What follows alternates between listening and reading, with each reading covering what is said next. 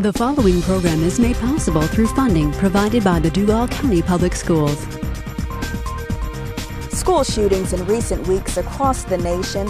What are Duval County Public Schools doing to keep kids safe?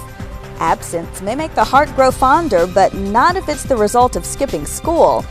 A look at the school busing situation and the role of education in the blueprint for prosperity. A look at those issues coming up on this edition of School Matters. Welcome to this month's program. I'm Stacy Ellison.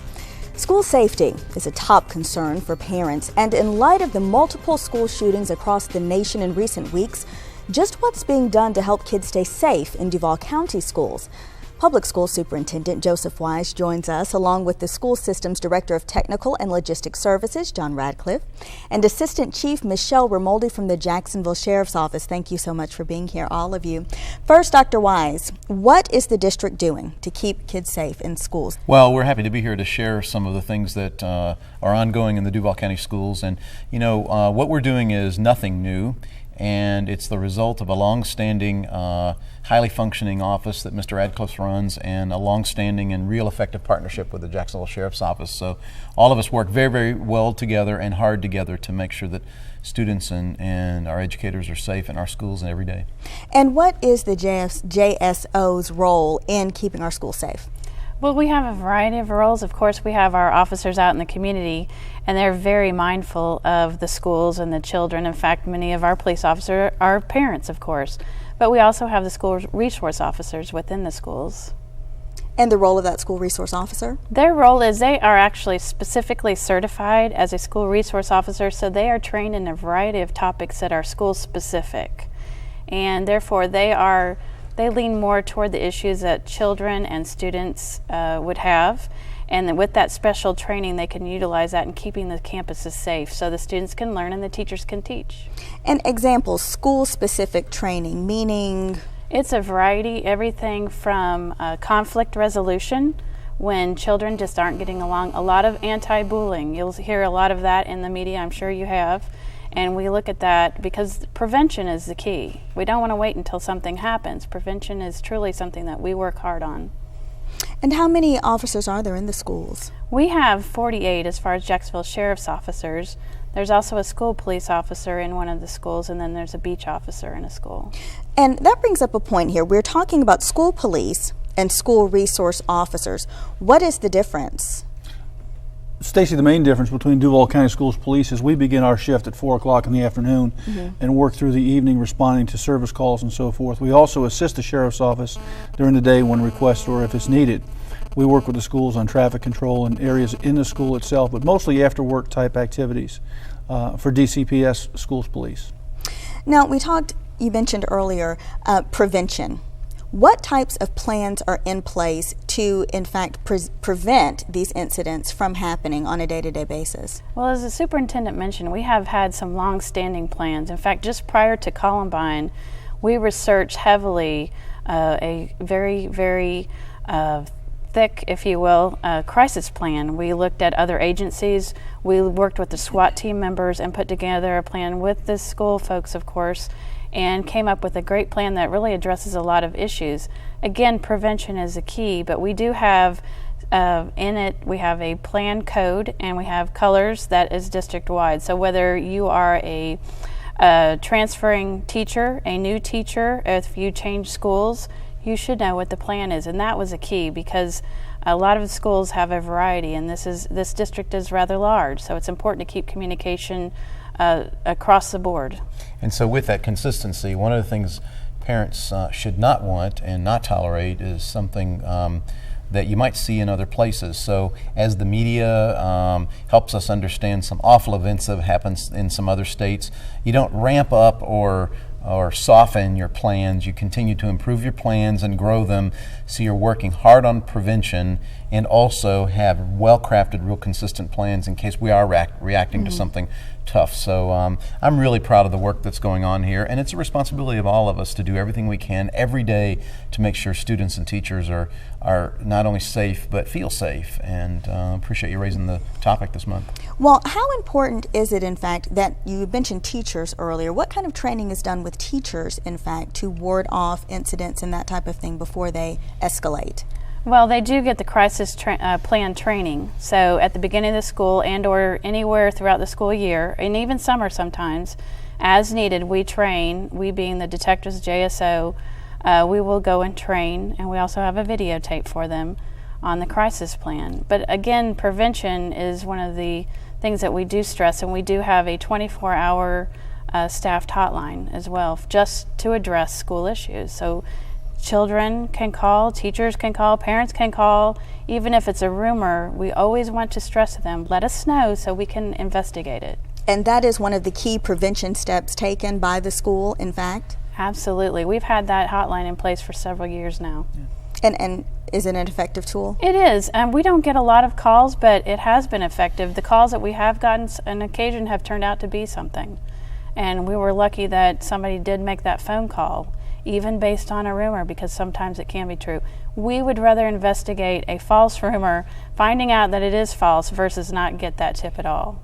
What other steps are in place like that, a very active something that someone can actually do? What other prevention steps are in place like that hotline? Well, again, the basic step that anyone could do and should do is, if they do hear of anything, they should tell somebody, whether that's through the hotline, with the teacher, with their school resource officer, their parent. It's very important. We have that issue in the community as well as the schools. So if it's through Crime Stoppers, the tip line there, or through the school hotline, we need that information. Because I would hate for somebody to be sitting at home and say, oh, I knew about that, or I heard about that, when in fact we could have stopped something, and that is a key. Besides the questions and that we have, the training situations that we allow the schools to ask for, and we give them daily. Coming up, Driven to Succeed on school buses, and later the school's role in Blueprint for Prosperity. This is School Matters. At Duval County Public Schools, did you know? 3,000. That's the number of students enrolled in Duval County Public Schools who speak English as a second language. And there are over 80 different languages spoken, including Spanish, Arabic, and Vietnamese. Duval County Public Schools, inspiring dreams that influence tomorrow. Grandpa may have told you he walked 5 miles through 3 feet of snow to get to school, but chances are it only felt that way to him when he was a kid, especially if he's lived his whole life in Florida. I mean, what are the chances of the snow, right? Chances are, if he lived more than a couple of miles from school, he rode that ubiquitous yellow school bus seen on every road every school day since cars were invented.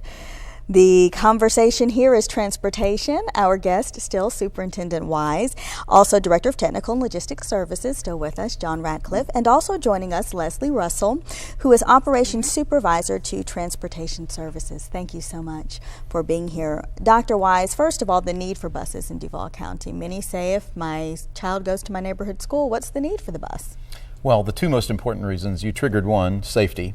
2 miles or more, we actually move that down to 1.5 miles or more so that we're picking up students. They're riding in the safest vehicle we know.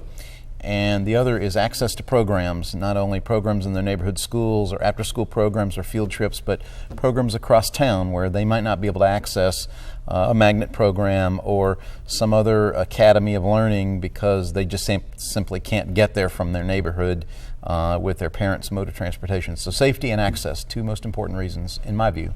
And that really is the key factor, though. That 1.5 mile cutoff is really the determiner as to who has access to bus transportation?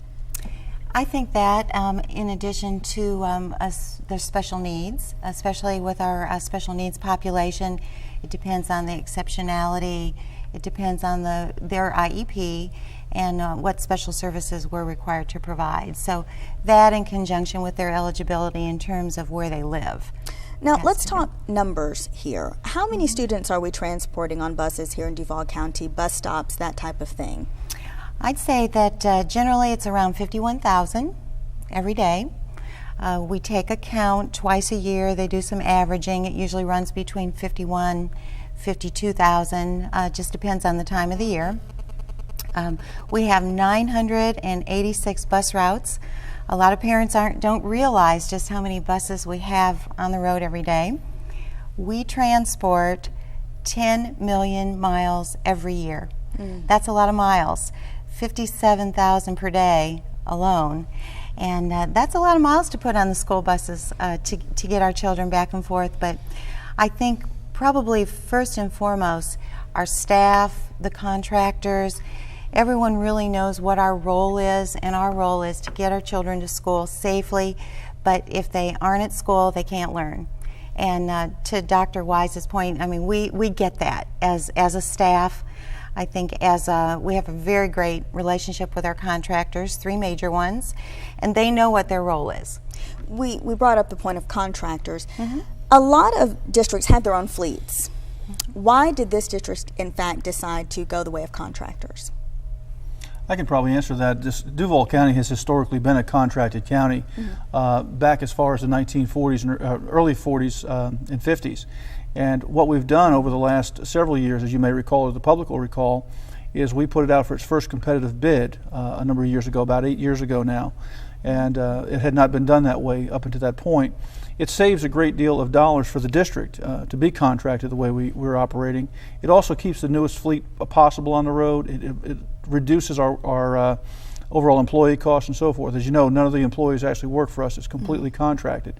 So there's some cost savings involved. For the district to go out now and purchase buses and hire staff would be almost impossible to expend that kind of dollars to get us there. So it's a good working relationship, constant reviews on safety, constant reviews on the drivers, and we move forward with that in that direction. Dr. Wise? Well, you know, another thing, you triggered this for me, Leslie. So we do 10 million miles a year. I don't think that includes field trips.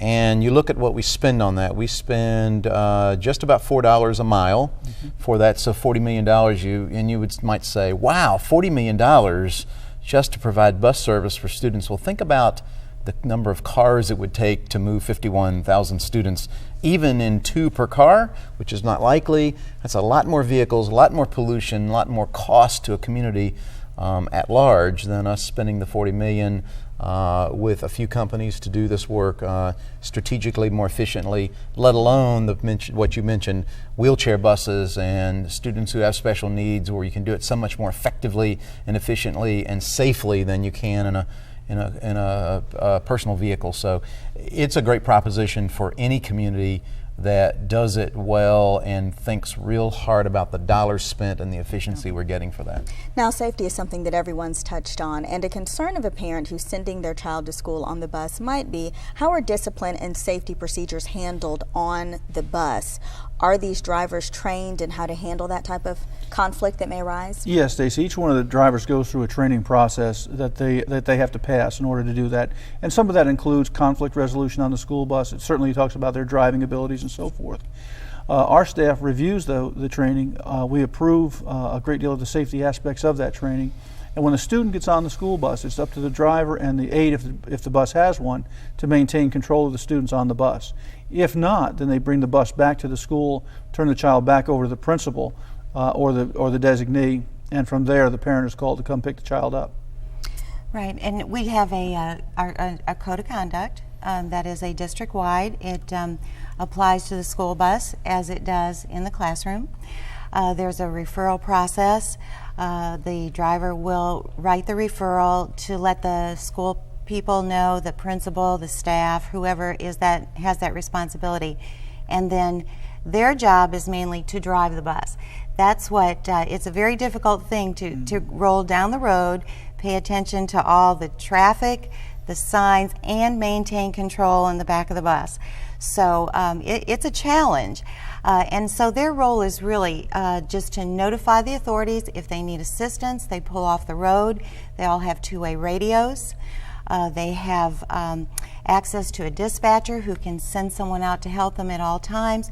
And they really let the school staff decide what actions need to be taken. They report, and that's their basic responsibility.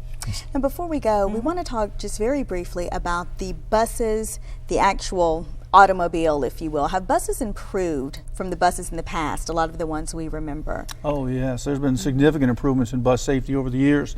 If you look back, as you see some pictures of the old school buses, and I can remember when I rode a bus, the seat were metal around there and so forth. You have padded compartmentalized seats now. Whether you're for or against seatbelts on school buses, depending where you fall in that category, but the mere structure of the bus itself, it is the safest vehicle on the road to put a child in. As I said, I mentioned compartmentalization, fuel tanks that are wrapped in 2-inch steel. The height of the bus itself is designed to let impacts go underneath the bus itself. So I'm really proud again of our partnership with so many, and these bus companies, our transportation department, all of our operations area works very hard to think about safety and cost efficiency. Still to come, don't skip our look at the issue of skipping. And later we'll do the math to see if education equals prosperity. You're watching School Matters. At Duval County Public Schools, did you know? 14,000. That's the number of employees in the Duval County Public School system, and nearly 8,000 of those are teachers, while only 670 are administrators. Duval County Public Schools, inspiring dreams that influence tomorrow.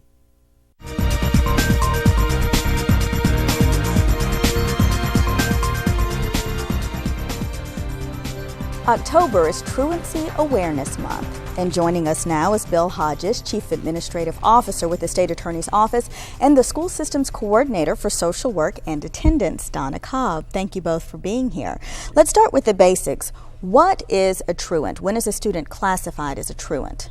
A student is truant when they miss school without the permission of their parent or the guardian. Also, we provide direct services to students who have 5 days of absence within a calendar month. Now, a student who is absent without a parent's knowledge, but in the hustle and bustle of life, a student might be absent with the parent and the parent might not notify the school. How do you determine which is which? That's correct. When we receive the name of the student, we do investigate. We contact the parent because I want you to think of attendance staff as the link between the home and the school. So we want to talk with the parent. We like to find out what is happening with this student. Our goal is to remove barriers that are hindering this child from having a perfect attendance. So in this process, after a student is identified as a truant, what's that next step? The next step is we begin to provide direct services. But however, if the student has the 5 unexcused absences, then they're referred to attendance intervention team meeting. At that time, a contract is developed. And hopefully we have a student who's going to be successful because we will work with that student and his family to provide the services that are needed for him to be or she to be in school every day. Now, Bill, when does the State Attorney's Office get involved? We come in after the school system. And I think the success of our program has been because of the unbelievable cooperation with the school system. The school system is actually dedicated to us a social worker in our office, a school system social worker to work with us. Where we come in is if the case is unsuccessful at the school level, we send out a notice to appear to the student and the parents to come in. They appear before a hearing officer and the social worker.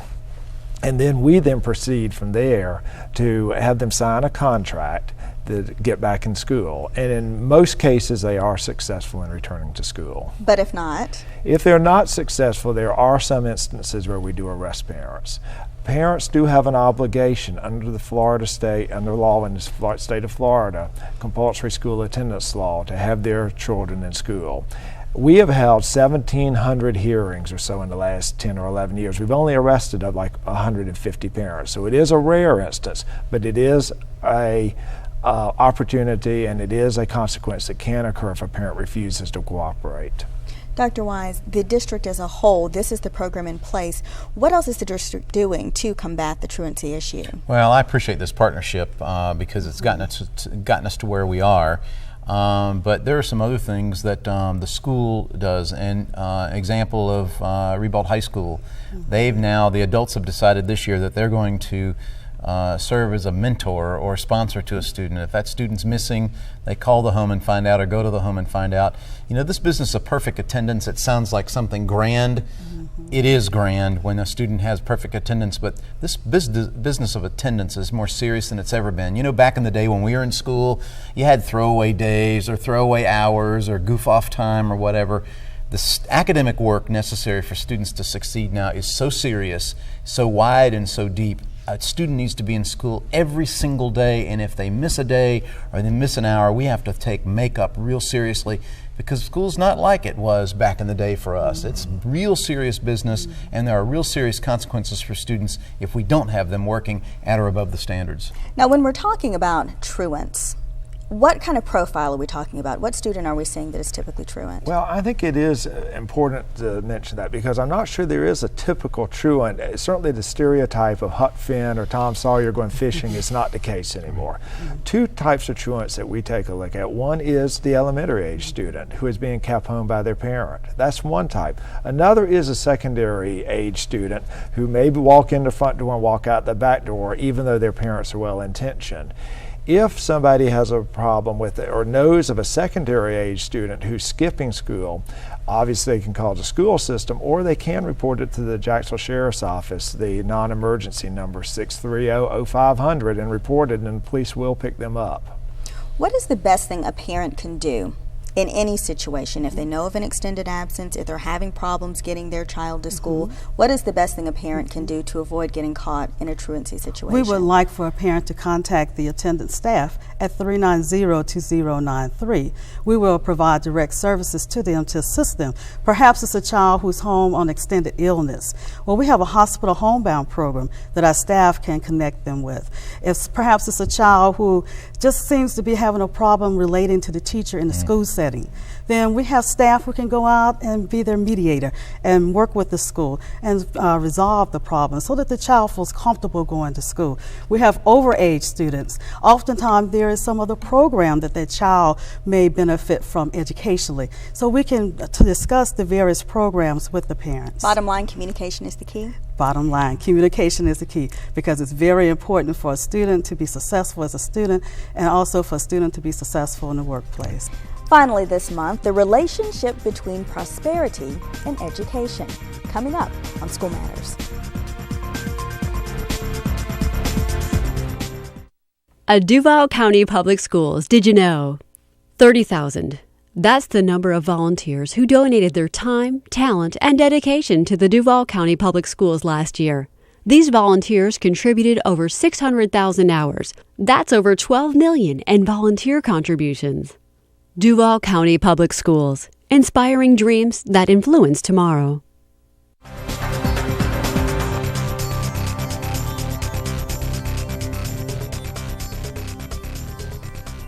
Blueprint for Prosperity is a recent initiative in the Jacksonville area, and one of the elements in the blueprint is education. Jarrett Conrad is Executive Director for the Blueprint for Prosperity, and we want to start off. What exactly is the blueprint? Hi, Stacy. I'm glad to be here, first of all. Blueprint for Prosperity, which I'm sure all your viewers know, is the comprehensive plan to increase the incomes in Duval County. And education is not only an element, I mean, it really is, and it has to be the cornerstone of our plan, both from an academic standpoint as well as a social and emotional skills standpoint. So education is critical. And how is the school district and this proposal working together? Well, we were called upon initially by Jarek and his team to help work from draft to taking it to final. And part of that is, are we signing up to the same goals so that the city and the school district have the same goals around education? And we do. And they're pretty intense, pretty lofty.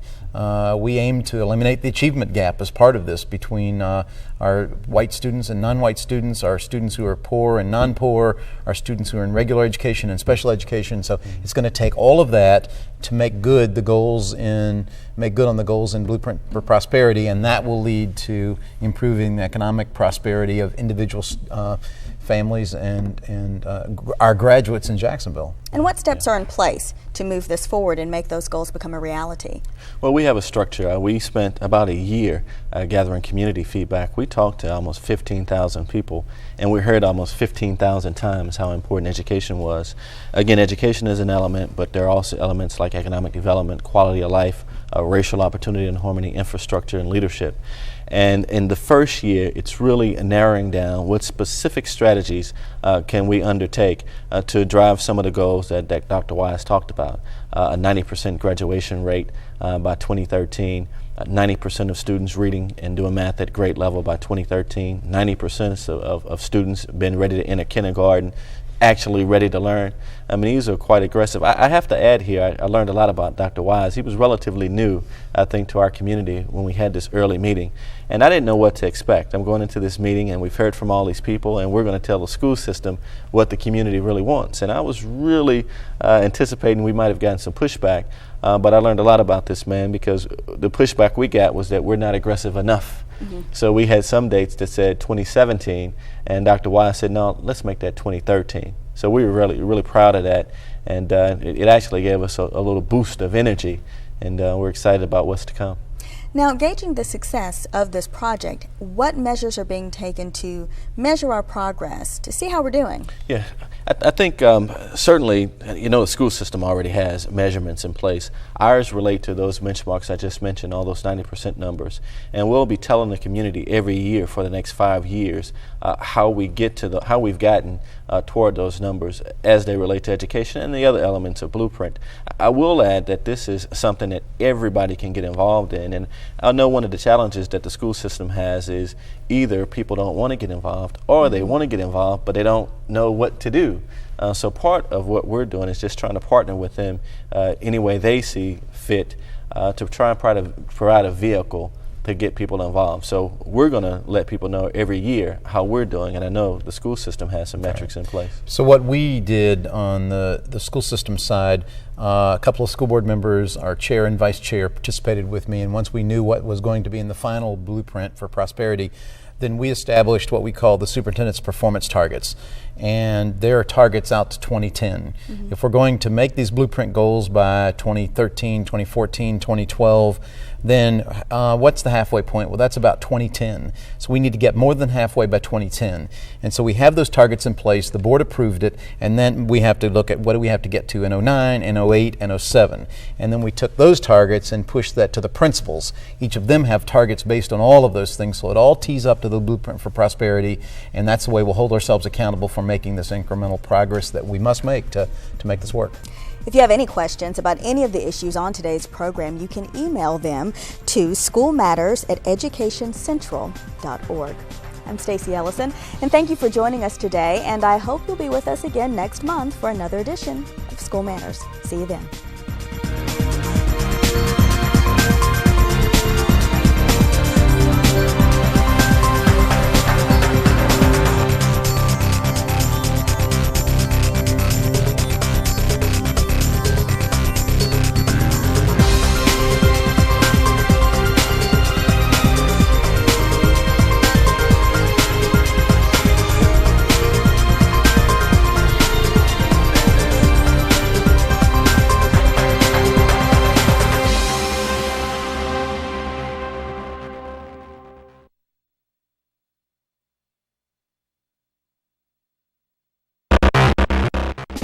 The following program is made possible through funding provided by the Duval County Public Schools. Jacksonville's public schools are a national pilot site for dropout prevention. A look at physical education in today's schools, meshing the state requirement for high school majors with Duval County's areas of interest plan, and the cost of technology. A look at those issues coming up on this edition of School Matters. Welcome to this month's program. I'm Stacey Ellison. Duval County Public Schools are seeking some $93 million for technology system upgrades and instruction. With us to explain the needs and the cost are Public School Superintendent Joseph Wise, Chief Technology Officer Dr. Terry Stallman, and also Jill Budd, Principal, on assignment. Thank you all for being here today. Now we're going to start with just what exactly is needed in our school system. That's a whole lot of money. It's a whole lot of money, Stacy. We have two pressing needs. One, we need to build out our infrastructure to support 58 remaining schools with electronics, servers, and hardware for students and instructional purposes in our schools. And secondly, we need to look at replacing our student information system, which is our student of record that keeps all the demographic data on students and generates our public school funding. And how will this directly affect students, their day-to-day classwork in schools, in the schools? I think probably from the perspective of a principal, it really makes a difference in the level of engagement that students have. I think it helps teachers relate to students because it's speaking their language when they get involved with technology, and the kids get so much more excited about what's happening in the classroom. You know, there's been a whole push, Dr. Wise, the whole thing moving these students towards employment. Do you feel this technological upgrade, if you will, is going to help in that cause as well? Well, one of the things that this upgrade won't accomplish for us is getting to a level of making it really cool on students' terms. You know, back in the day when I was a student, and I won't say about anybody else at this table, but back in the day when I was in school, we learned to see things on a chalkboard or a whiteboard with a color marker pretty well. Today, students need things coming at them fast and in color and furious, so that the medium that we are comfortable with, students aren't comfortable with. And so what we do know about engagement, when stuff comes at them faster, cognitively they engage and they'll work at higher and more productive levels. So this $93 million doesn't get that accomplished for us, but this does the nuts and bolts work to finish a very well-crafted technology plan that we're working off of and not take 7 more years to complete it. So we feel the need to accelerate this and get it done in the next 3 years. On top of that, we need to get the plans put in place so that we are teching up these classrooms to get the full productivity. Then you can translate to students being prepared for higher wage jobs, going to college, all of those things that we've talked about on other shows. Now, where's this money coming from? That's a good question. It's important to understand that the district has been doing its due diligence in providing technology, but with a limited amount of funds, it's just been spread over a 15-year deployment plan. So what we're looking at now is condensing that deployment plan into a 3-year plan, and we're looking at different sources of revenue, such as our capital budget, some of our operational funds, maybe even discussing those options with the voters to see what the city of Jacksonville is willing to commit to and support so that our students will be ready for a global competitive workforce. And that's got to be the end of mind that we work towards. It's not tomorrow, but it's the future that we have to think about and what opportunities our students are going to have with or without technology. So the plan overall, this will roll out, I suppose, in phases. Have certain areas been targeted as primary areas to begin this technology upgrade? Absolutely. We currently have crafted a 3-year capital plan that we are finalizing to take to our board and to look for sources of revenue. And with that in place, we hope to finish deploying all of our schools. We have 58 more schools to deploy in our school system, and that means putting electronics, hardware, power, as well as any kind of software that we want to put into schools. But that's just a baseline. That's not doing the jazzier things like laptops for students, wireless environments for our schools. Those are not in the $93 million plan. Those are things on top of our foundation that we have to build right now. Or refreshing the other. The other stuff. Right, and that is a good point that Jill makes, is that if we continue in our current deployment plan for the next 15 years, 75% of our hardware on our desktops in our classrooms will be out of date and unsupported by our technology support systems by the time we deploy the last school. Now, you mentioned laptops for students. Is that one of the goals, that every student will have a laptop? You know, that was a community conversation that started to take place in concert with us revealing to the school board that we had a $93 million kind of deficit to dig out of in terms of money that just hasn't been spent. And so there was talk about that. There are incredible merits to issuing laptops to students, maybe someday without buying textbooks. It's all loaded on, configured for them. We're not ready to have that discussion yet. I see real merits in that, and I can't wait to have the discussion, but that's a premature discussion right now. So we're working very hard to use very good business sense to get this work done, so that and we'll layer that in when it's time, using really conservative and well thought out business principles. I will say another thing about that. So people seeing the show and they see Ms. Budd and Dr. Stallman here, these are two of our instructional masters in the business. Ms. Budd, Dr. Stallman, like others in the district, are seen as knowing a lot about instruction and teaching and learning. And you might say, why would you, the superintendent, pull people like this out of instruction to do technology work? Well, because we need to do technology to make sure it's working for teaching and learning, and they've done amazing work in leading us through sort of some uncharted waters here to get to the next level. And finally, a large component of this will, of course, be training as well for teachers and staff. Absolutely, and that's a role that Jill and I are collaborating on right now. Is that we've got to get our business user, our schools, to ask for certain software systems and hardware systems, and then we'll provide the support to make sure that they are able to use them on a daily basis, so that our total cost of ownership and our return on our investment is well spent. Thank you all for joining us. We appreciate it. Still to come, finishing the race is the only way you can win. And later, has PE class gone soft? This is School Matters. At Duval County Public Schools, did you know? 50,000. That's the number of students transported by bus every day to a Duval County public school. And that's on nearly 1,000 bus routes covering over 840 square miles. Duval County Public Schools, inspiring dreams that influence tomorrow. The Pew Partnership for Civic Change recently announced that Jacksonville and Shreveport, Louisiana public schools will pilot a national dropout prevention initiative. The Learning to Finish campaign will bring together community stakeholders to develop dropout prevention strategies. Dr. Jeannie Ballantyne is the principal of Jeb Stuart Middle School, and Dr. Chris Larson is the supervisor of the Alternative Education Safety Nets program for the public schools. They join us now with Dr. Wise to explain this initiative. Now, first question is, how in fact did Jacksonville get selected to be part of this program? Our city, Stacy, was selected primarily because of the existing assets already within our city, both within the school district and outside of the school district. Many excellent initiatives in place on behalf of our students in general and our children, particularly in the area of dropout prevention and graduation. Now, was the dropout rate of the school system something that was considered in the selection? Certainly, and it has been encouraging, to be honest, for the past several years. It's been going in the right direction. In school year 2000-2001, for instance, our dropout rate was 8.3%. In the last full year, which was school year 2004-05, it was down to 5.9%. But anything above 0% is unacceptable.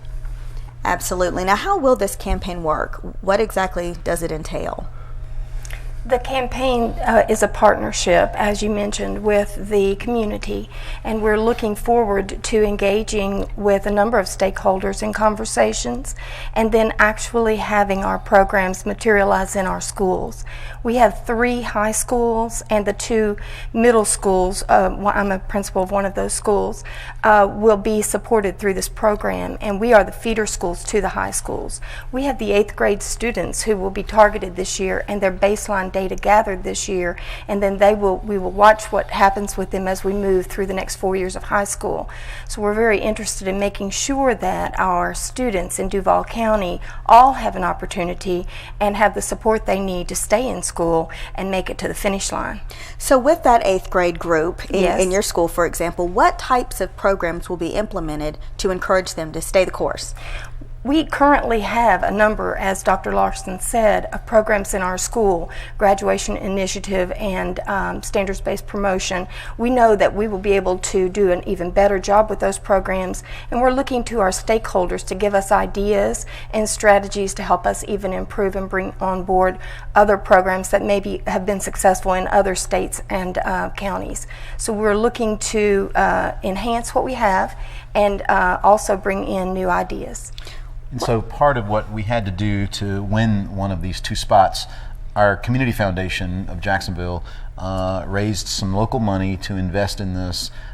There's a match with the Pew Partnership, and we had to demonstrate that we had those components already in the community to be able to do some real systemic work to reach students in a safety net way, socially and academically, to keep them on track. So the Learning to Finish campaign is going to help us further tighten that net. Now, for me, I'd just like for the state legislature to do what needs to be done, which is change dropout rate to 18 from 16. Done. Well, that in one way is done, but the other way is, how do we keep the students engaged and continue to feel like I should stay in school? There is something of value for me here, and so we have to work both of those things. And I must tell you, Ms. Priestley Jackson, our school board chair, and I had a chance to go to Washington for the press conference to announce this partnership at the National Press Club, and I was so proud of Jacksonville because of some very good work that had been done, this proposal by the Community Foundation to make us eligible for this and then winning it. So now we have to make good on it and get this dropout rate to zero and get these 8th graders well seated for high school so that they do finish. Now let's define this problem a bit. What are some of the common components that you find contribute to students dropping out? Stacy, I have found in my experience that most students who are beginning to go down that road exhibit 4 major characteristics. First of all, they're usually overage for grade level, 1, 2, possibly 3 years.